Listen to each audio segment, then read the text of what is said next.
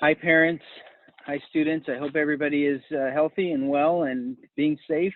I just sending this video to announce that the City of Irvine has, with guidance and data and approval from government authorities, to allow us to reopen in-person classes again. So I just wanted to put together this short video to detail the precautions that we're taking to make sure that the dojo is as safe as possible for everyone. So first of all, administratively, classes are going to start October 1st. Starting on Thursday, October 1st. So about 3 weeks from now, it's right around the corner. We encourage you to get registered just as soon as possible.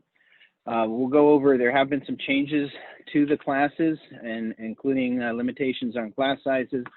So that's going to impact availability of class slots. So again, we want to make sure that everybody gets a time that's convenient for them. So, but first and foremost is our safety. So there's some overall measures that we're taking, and then we're overlaying on top of that measures that we're taking specifically within the dojo. So first of all, the classes are all going to be youth only. We're not going to be intermingling adults with youth. We will be doing adult classes separately, and we'll be announcing that in the not too distant future. Class sizes are going to be restricted by the facility, and also how many students we can put in while maintaining safe social distancing. So this is approximately 10 students in the multi-purpose room at Deerfield, 10 at the multi-purpose room at Northwood as well. So again, class sizes are limited. So again, we want to make sure that you get registered and get a slot. Instructors, we are going to have a new requirement. Any classes of 7 or more students will require 2 instructors. Spectators, and this is probably the most impactful to you, is that parents will not be allowed into the facility. So they're going to be dropped off, students will be dropped off, they'll enter the class, and then when they're done with class, they will exit and be picked up. So, whereas we used to have the chairs, for instance, around the Deerfield classroom, that's not going to be the case anymore. Obviously, the importance is to reduce exposure and minimize any risk of future exposure. And of course, so the only people that will be allowed in the dojo are instructors and 30-minute hygiene break. So in between each class, there will be a 30-minute break for the city staff to be to hygiene and conduct a hygiene disinfecting drill. So again, that's 30 minutes, so that anytime you come into the dojo, you could be absolutely 100% confident that everything is clean and has been disinfected and sanitized.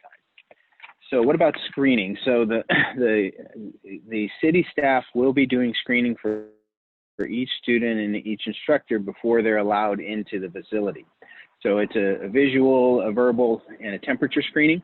If there seems to be any symptoms, or they don't, for whatever reason, somebody doesn't pass, they will be asked to go home and will not be allowed to enter into the dojo area. And then obviously, just as important as all this is to make sure you're maintaining the precautions at home. Let us know. Don't bring your student to class if they have been exposed to COVID, or seeing or feeling any symptoms at all. So in addition to that, of course, face coverings will be required for everybody, and they will be worn throughout the class. We have taped out the dojo floor so that everybody has a 6-foot square, and each 6-foot square is distanced 6 feet from the next square. So no matter where a student is within that square, they will be 6-foot distance. And the instructors, of course, will be in the periphery, always 6-foot distanced from the students. So this is very important for 2 reasons. Of course, one is for the distancing that we all know is so important to keeping COVID away. But secondly is that with these actual physical boundaries on the ground in the way of tape, that means that the instructor also has a very distinct and physical demarcation so that he or she can be aware and make sure that the students are distancing. So as long as they're in their square, they'll be physically distanced. We're also doing instructor training, and every instructor will be trained for 2 hours on these protocols, how to enforce them, how to identify symptoms, and again, just to make sure that it's the safest training environment possible. And lastly is that no equipment will be brought into the dojo with the exception of a bottle of water and a towel.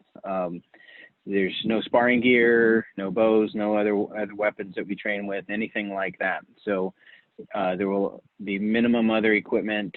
There will be one table in the dojo, and that's all. So those are our safety protocols. Everything has been well thought out through OCIGK leadership and collaboration with the city. They've been approved by the city and other government authorities. They take into account all the best practices that the public health offices have recommended. So once again, we really feel that you can be confident and comfortable that you're coming into a safe training environment. So what is the impact? So administratively, what this means, I'm going to go over, and you should see on the screen right now the classes for the reopening.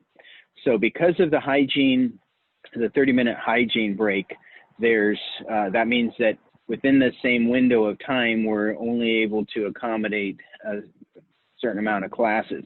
We did not expand the window. So what does that mean? So that means that on Wednesday, we'll have one class from 6:30 to 7:30 at Deerfield.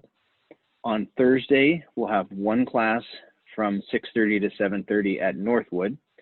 And on Saturday, which was the biggest impact, we'll have a total of 4 classes from 9 to 10, and these are all at Deerfield, from 9 to 10, then from 10:30 to 11:30, then from 12 to 1, and then from 1:30 to 2:30.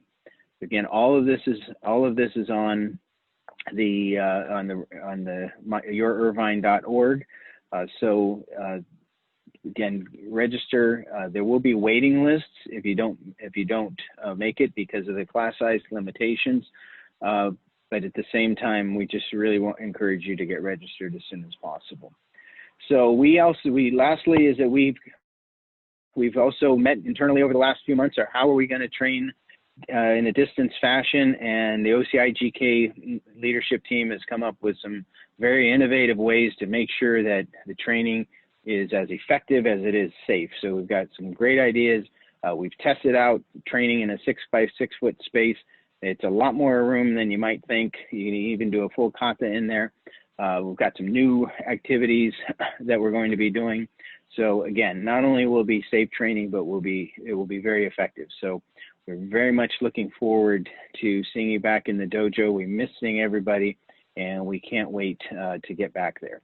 So if you have any questions on any of this, please email us at info@ocigk.com. That's info@ocigk.com. If you'd like to speak to somebody, just let us know that in your email. Give us a phone number and a good time to reach you, and we'll get right back to you immediately. Thank you for your time. Again, I hope everybody is safe and healthy and continues to be that way, and look forward to seeing you back in the dojo.